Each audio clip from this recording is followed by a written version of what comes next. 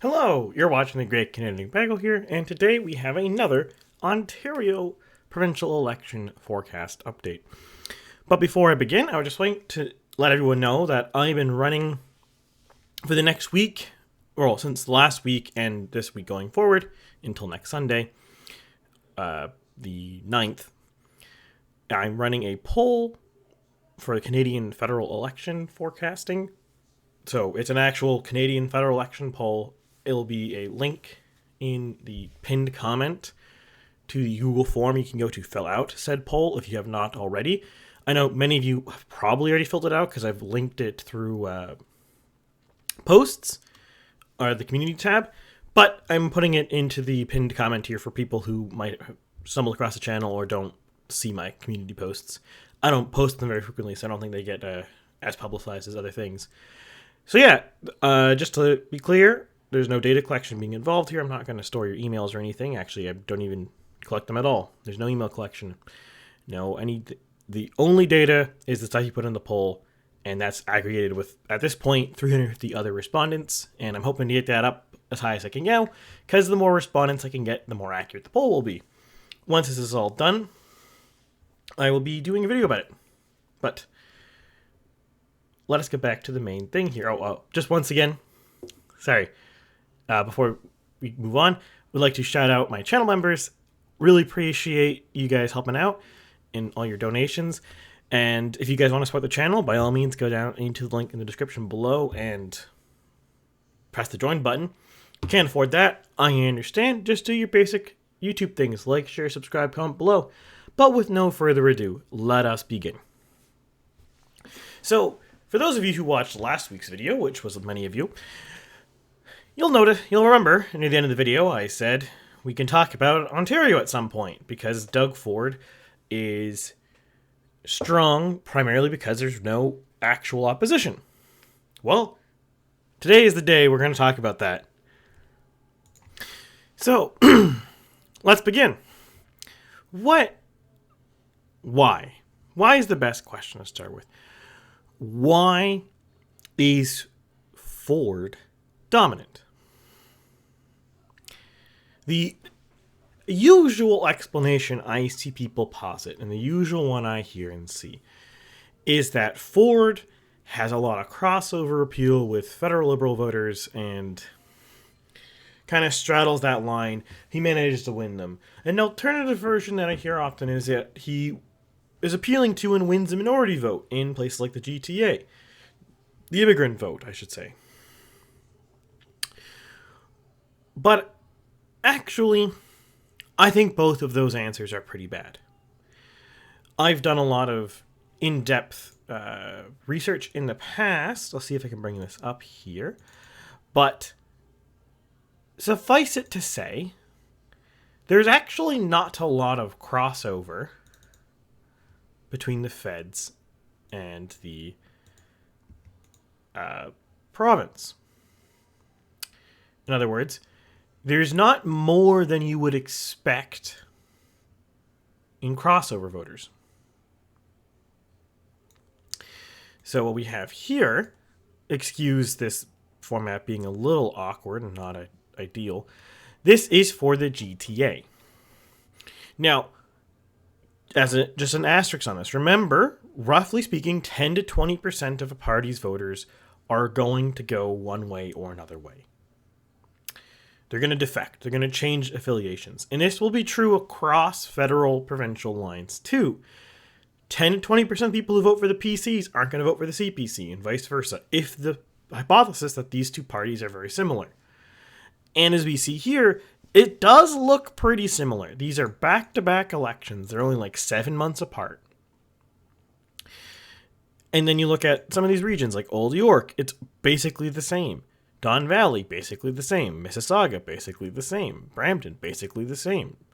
The GTA at large, basically the same. Milton, whatever. There's a bit more for the feds there.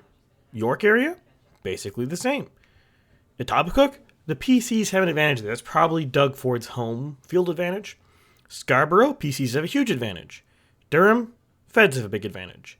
And then in just the city of Toronto itself at large, I think this is grouping like places like Etobicoke and Scarborough and stuff together. It's a wash. Yeah, there's a CPC advantage, but the turnout's a lot lower provincially. The thing to notice here is a lot of federal Liberal OLP crossover is pretty low. If we assume the LPC and the OLP are very similar voters, a lot of them are not going home or defecting. But since turnout is lower in the province, they're probably just staying home. That seems to be the main driving force here. And even look at the NDP, GT at large, it's basically the same. Toronto City at large. Only a small NDP advantage. But there's a huge Liberal disadvantage. Or actually, this might be Toronto proper. I don't know. Doesn't matter. The point is, you can see here, across the board in all these data tables, there is not a very clear correlation between Liberal and PC support, but there is very strong between NDP and ONDP, PC and Conservative. They're very similar bases, and that makes sense. Now, I'm not saying everyone who votes Poilievre votes Ford. I'm not saying everyone who votes Ford votes Poilievre. Or in this case was O'Toole. But they're very similar. And actually, in the Ford-O'Toole situation, we should expect it to be even more similar than normal, because O'Toole and Ford are actually very similar politicians. So in this case study, it's actually pretty clear. There is definitely some people who vote Trudeau-Ford. There's definitely some people who probably vote Win O'Toole. Or Del Duca O'Toole. But they're not the main voters. They're more an exception, the interesting case, the people that matter for modeling, but they don't actually matter that much for the rule of thumb. The PC voter is probably also the CPC voter. And that really shouldn't be that surprising. Yes, Doug Ford's not the most conservative premier by any measure at all, but his opponents are less conservative. So, if you're going to vote, and you don't want to vote for the New Blue Party or some splinter party, you're going to vote PC as an anti-vote. So then why is Ford dominant? If he's not secretly having some secret sauce with immigrants, or he doesn't have like this whispering effect and he's calling forth the Trudeau voters, well, what's the deal? And why is Ontario's turnout collapsing? Because if you notice, if you remember, back in 2022, the turnout had fallen 13 points from 2018. 13 percentage points. The turnout was barely 40, or just shy of 44%. 2018 itself, you could argue, was a bump because it was a change election. And let's say, because of that, the actual baseline turnout for the Ontario is roughly 50%. Let's say that's the normal turnout. This is still 6.5 points below normal. This is a remarkably unturned out election. People really did not want to vote in this election in 2022. Why is that? Well, it really boils down to why people vote. And actually, the better way to understand 2022 is to understand 2018. Why is it that Ford won? Other previous candidates like Tim Hudak, pronouncing the name hopefully correctly, or before him John Tory, they tried. Some people thought they could win. But why didn't they? Why did Ford win when they lost? And what it boils down to is, you could argue in 2018, the Win Liberals and the McGuinty Dalton? Or, wait, what's his name? Pardon me? Dalton McGuinty. I just flipped the rotation there. That Liberal Party had been worn through and was getting corrupt and weak. Not doing the things voters want. not being clear. You could argue that that's the main factor. Ford just won by default, but I actually reject that. I don't think he won by default. I think he proactively won that election. Why? Well, boils down to in 2018, Ford was proposing and acting more of a populist, more of a kind of a change guy. He wanted to change things. He was going to turn the tables, balance the budget. I think it was like a big promise to get rid of the sex ed program or something like that. A lot of other things too. And then by the time he got into government, and we're in 2022, he didn't do those things. He walked away from a lot of his more, I'm going to say milquetoast social conservative positions and just became kind of a generic liberal-ish. He walked away from the social conservative stuff. He walked away from the fiscal conservative stuff. And he just became a generic liberal. He spent money that Ontario doesn't have on various programs to benefit people that he likes.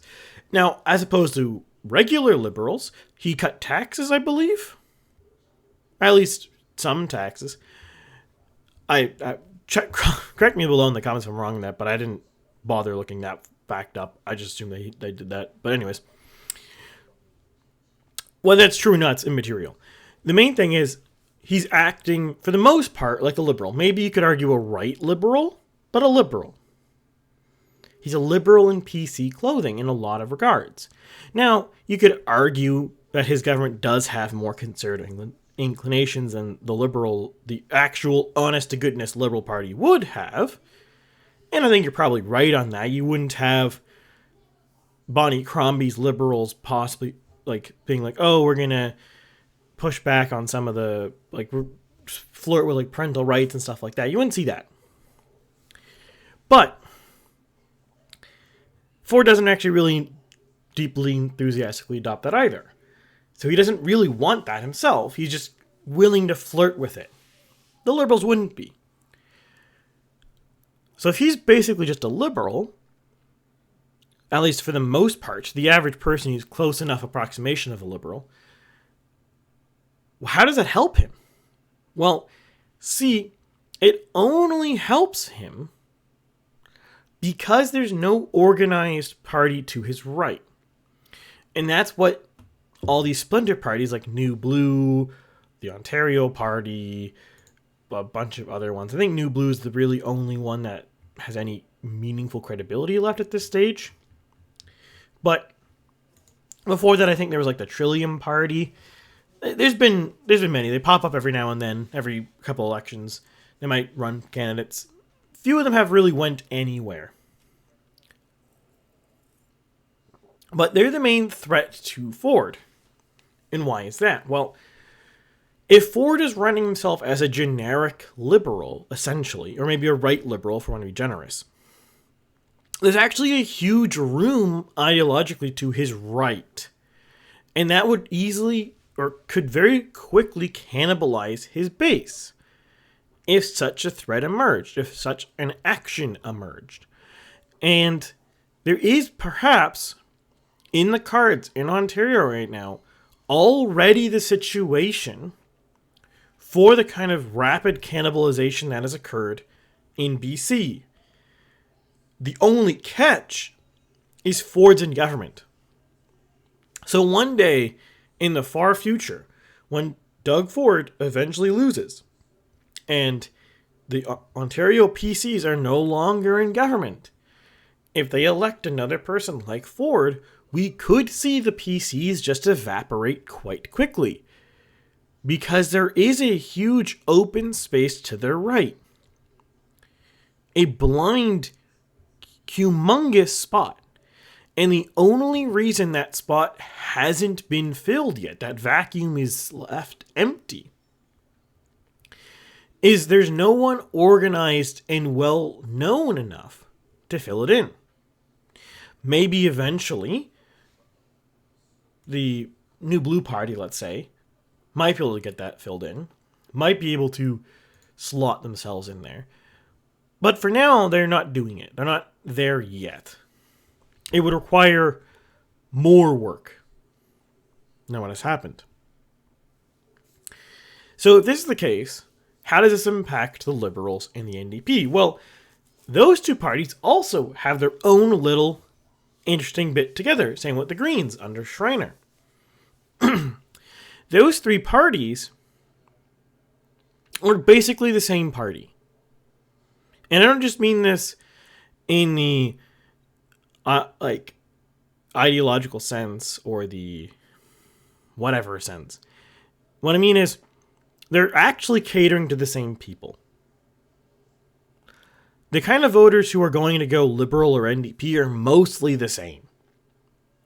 Yeah, there is some people, as I've discussed before in podcasts with Wyatt, there is a core people who are NDP, and there's core people who are Liberals, and there's core people who are Greens. And those core people aren't the same. But their path to victory for all three parties involves gutting the other ones. If we say that there's, let's say, 10%, or let's say a tenth of their current supporters are core ride or die supporters, or let's say 20% are ride or die supporters, like 2% of the Greens, like 5% of the NDP, 6% of the Liberals. The rest is the people who they would scoop up together to try to win. That is their path to victory. The path to victory for these people is not defeating Ford. It's not taking voters from Ford. Trying to do that is actually fruitless. They're not going to win by taking voters from Ford. Now, you could also potentially argue that the correct leader could try to turn out new voters. And yeah, that's also a path to victory. But absent being able to turn out and motivate voters who don't vote, their only path to victory would be try to cannibalize each other. So why don't they do that? What's stopping them from cannibalizing each other and forming one coherent opposition party? Well, first off, you have these ride or die people, and they're actually in control of these parties. And since they're in control of the parties, they don't want this kind of thing to happen. They don't want a merger because they're ride or die. They're different parties. They want their party to be different. Okay, makes sense. But it's more to it than just that. Not only do they just control the parties and they don't want a merger, the parties themselves don't actually know what they're doing. The people in charge have no idea. They don't know why they're losing. They don't know how to win. They don't know what they need to do to win. They're just completely lost. How can I say that so confidently? Well, look at what the NDP did when Horwath was resigned. They acclaimed Stiles. They acclaimed her. They acclaimed her. They acclaimed her. Let me say that again to people in the back. They acclaimed her. If that doesn't immediately send alarm bells in your head of this party doesn't know what it's doing and it's fundamentally unserious, you should really brush up on your notes on this stuff. That is like an incredibly stupid thing to do. There is literally no reason, not one single reason why they should have acclaimed her. Now you might say, oh, but what if no one actually did want to run against her? What if it was an organic and no one did? If no one wanted to, the party should have found somebody, like the party brass, the party HQ, the party leadership, the committee, the central committee. They should have found someone and said, you are going to run a scapegoat campaign, a skeleton campaign. You're just going to be there to be someone so we can have justify a leadership race. And then you might ask yourself, why would you want to just invent a leadership race where there isn't actually a leadership race? Well, namely, media attention, new ideas, an excuse, and a justification to go campaigning outside of the RIP period. Like, not just campaigning as in like, oh, you're the local MP or you're the local candidate for the NDP and you're knocking on doors, but like actual honest-to-goodness campaigning. Real, proper campaigning. And it's an excuse as a justification.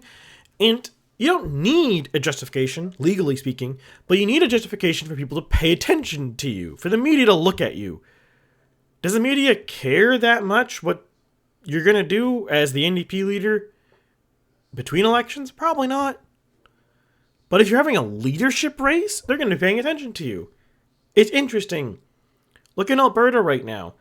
There's a lot of national attention about the NDP leadership race in Alberta because it's interesting. Who's going to be the leader? What's going on? What are they saying?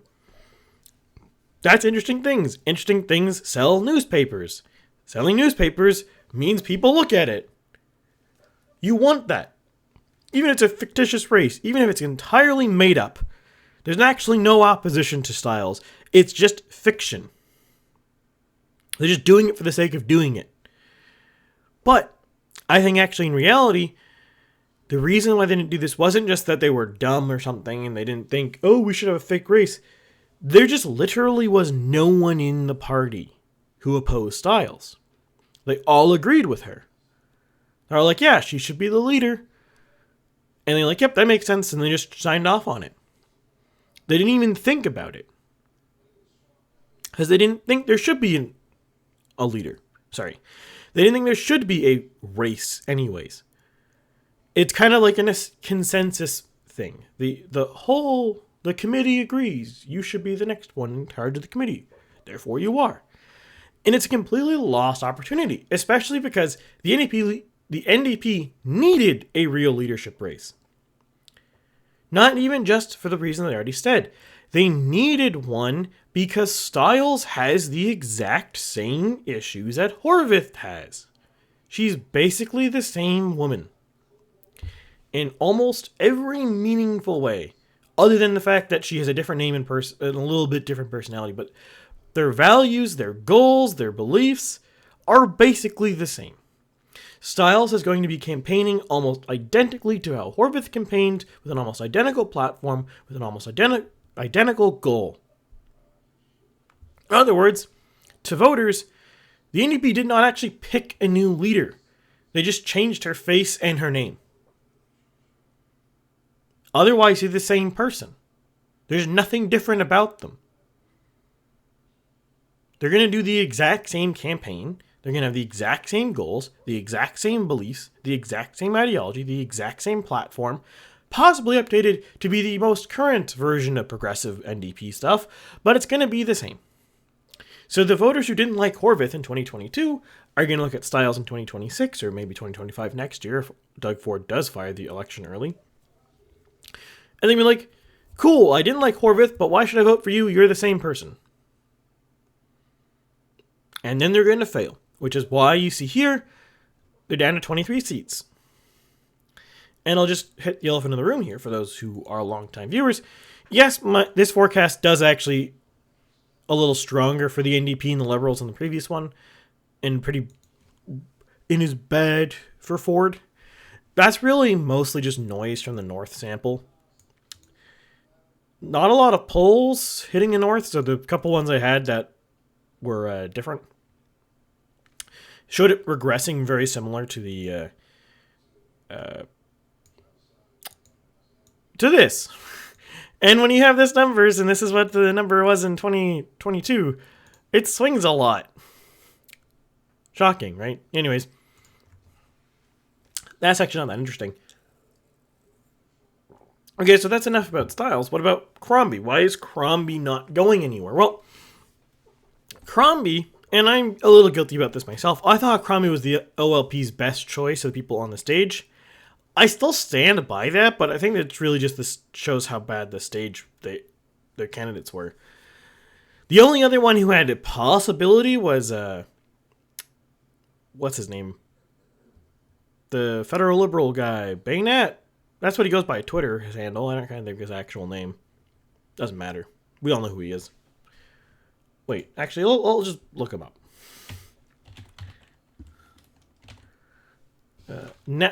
Erskine Smith. There we go. Just have to use the power of Twitter. Erskine Smith was possibly the only other interesting guy in the OLP race. Every other person who ran would have done worse than these two by a mile. And I don't even just talk about the polls. I just mean the basic reality. Most of them were basically just Del Duca 2.0. Same ideas, same beliefs, same goals, same personality. They have a different face and a different name. Haha.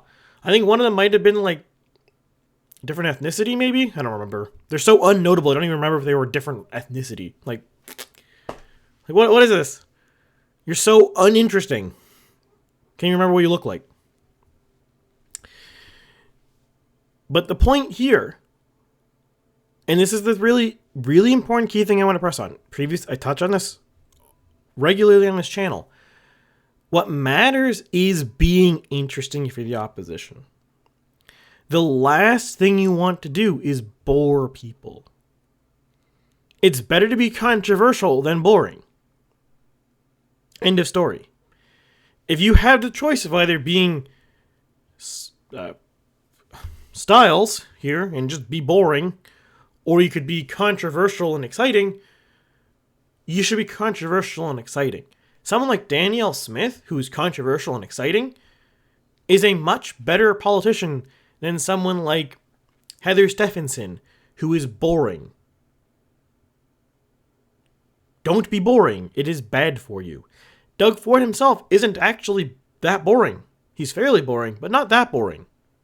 He kind of has that like folksy charm to him. It's like, if you actually see videos of Ford, it's pretty hard to dislike him. He has a really nice, disarming personality about him. He seems affable, friendly. That one video where he swallowed a bee is like a gold mine.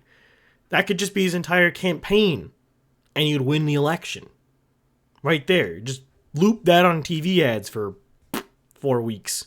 He won the election. Boom. So being boring is terrible. Anything is better than being boring. You want a certain amount of controversy. You don't want too much. You don't want the wrong controversy. You want the controversy to be you've proposed something controversial, and that controversial thing now becomes the thing we're talking about. If we go back to the Alberta leadership race a while back, Danielle Smith's proposal to have the Alberta Sovereignty Act is the kind of controversial policy idea that you put down so the entire race is talking about that. And guess what happens? If everyone's talking about your thing, they're talking about your issue. Yours. Your issue is the one they're talking about. And so they were talking about Danielle Smith's issue, the focus was about her. Now, you have to also be able to back it up, and your policy proposal that's controversial has to be worth it. Has to be something that people want. They agree. But if they have that, they agree with it, if it's worthwhile, if it's decent, there you go, you won. You got it. They're going to do it. And lo and behold, Danielle Smith wins. What happens in 2022 in Ontario? Well, you have Doug Ford, who's just generic. He's a generic, maybe right liberal. Pretty close to the center of Canada, politically speaking. Then you had Del Duca, who is like center-left. Then you had Horvath, who was left-wing. Then you had Schreiner, which is kind of his own thing. I don't think Schreiner's base is actually that ideological, other than Green. But Green is not left-right, per se. Like, it's orthogonal. It's a different axis altogether. There's right-wingers and left-wingers who are environmentalists, I should say. So it's not...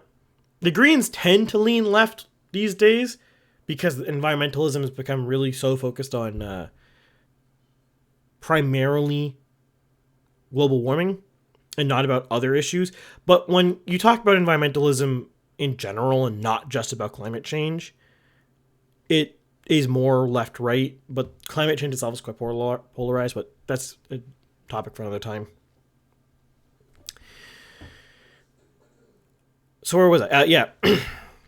So you had a boring guy in Del Duca, and has the center left. And then as the more hard left, you had a boring, worn out, tired Horvath.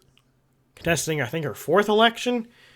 She didn't really have anything left in her that she didn't already give. She should have probably resigned in 2018 when she lost. Now you could argue, but she just gained all the most seats and put the NDP in second. But that wasn't her own doing. That was the Liberals collapsing. But the NDP are not known for having their best wisdom in leaders. Just like Jagmeet Singh. So what does this mean in Ontario? Well, basically, you're going to see Ford just dominating. There's this idea that people have that Ontario is a yin-yang province. It'll vote Liberal federally, Conservative provincially. It'll vote Conservative federally and Liberal provincially. No. You completely misunderstand. That's not what happened. That's not happening. End of story. It's not happening. That's kind of just a coincidence. Pretty much. There's no long-standing history of this, for the most part. What we're likely going to see is we're going to have Poilievre and Ford at the same time. Because there's no structural, adequate, proper opposition to Doug Ford. And there never can be. Because you're going to have some version of a center-left Liberal oppose Ford. Someone like a Bonnie Crombie or Del Duca or a Kathleen Wynne. And since Ford is the incumbent government, he's going to beat them. Because all a left Liberal can say to the right Liberal Doug Ford is, you're not doing liberalism properly. I can do liberalism better than you. No one cares. No one cares. Not a single human being cares. Then you have people like Horwath or Stiles, who are more hard left. And what are they going to say? They're completely out of sync with the average person in the country. And they're getting more and more out of sync as time goes on. Even less in sync. So there's just no hope for them either. There's a reason why the NDP east of Manitoba doesn't work. And the reason why is the Ontario NDP, or the NDP east of Manitoba, is completely captured by the most left-wing part of its base. Whereas in, say, Wab-Canoe in Manitoba, or even David Eby in BC, is more of a big tent party. They're more centrist. Wow. Now, David Eby's more left-wing than Wab-Canoe, but BC's more left-wing than Manitoba. Usually. So that shouldn't be that surprising. That just makes sense. But the NDP in Ontario is more left-wing than David Eby, and Ontario is not more left-wing than BC. In fact, you could possibly even say it's more right-wing than BC. Or at least it's more centrist than BC, if that makes sense. And by that I mean the right-wing parts of Ontario are less right-wing than the right-wing parts of BC, and the left-wing parts of BC are more left-wing than the left-wing parts of Ontario. I said that weirdly, but I hope that made sense. So there's really not much in the way of a real opposition. The only one I think that possibly could form here is the Greens, but only if somehow the Liberals and the NDP collapse.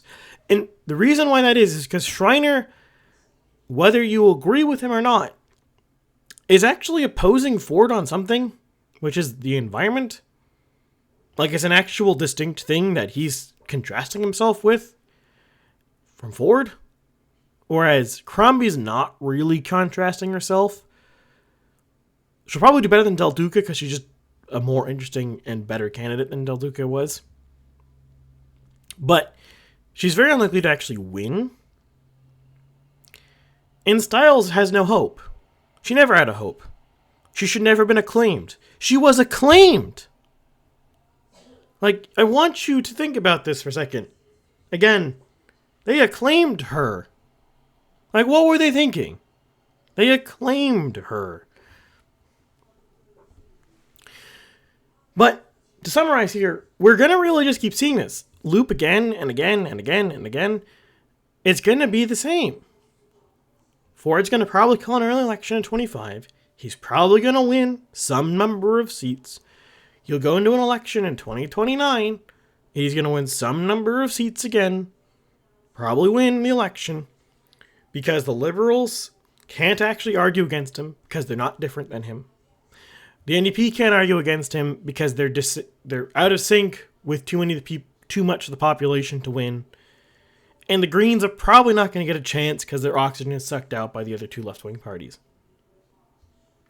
The only thing that would change the status quo is if a proper, serious, strong right-wing party emerges, such as the BC Conservatives in BC, and that could change everything. Because in a sense, this is the opposite to how BC was in 2020. In 2020, the BC Liberals were not opposing the NDP on any meaningful fashion at all. They were just saying, you're doing liberalism wrong. But from the right instead of the left. Because the NDP in BC is basically left liberal, whereas the BC Liberals were right liberals. They're like, you're doing the liberalism wrong. We can do it better than you. Which is not a persuasive argument to voters. They're like, you might win every now and then because the voters just want a new government. But that doesn't mean you're winning because you're good, that they want to do. They're just winning by default. That's not a proactive strategy. And we're seeing the inverse of that here. And that's why I said earlier, maybe one day, when Ford is no longer in government, the PCs might just implode and a right-wing party might emerge. Maybe we'll see that one day. But since Ford's in government, and there's no real meaningful opposition to him, no one that's persuasive, no one that resonates with voters, what is there to say? Then the Ford Imperium is going to last for 1,000 years. And with that, I bid you adieu, and I'll see you next week with something new.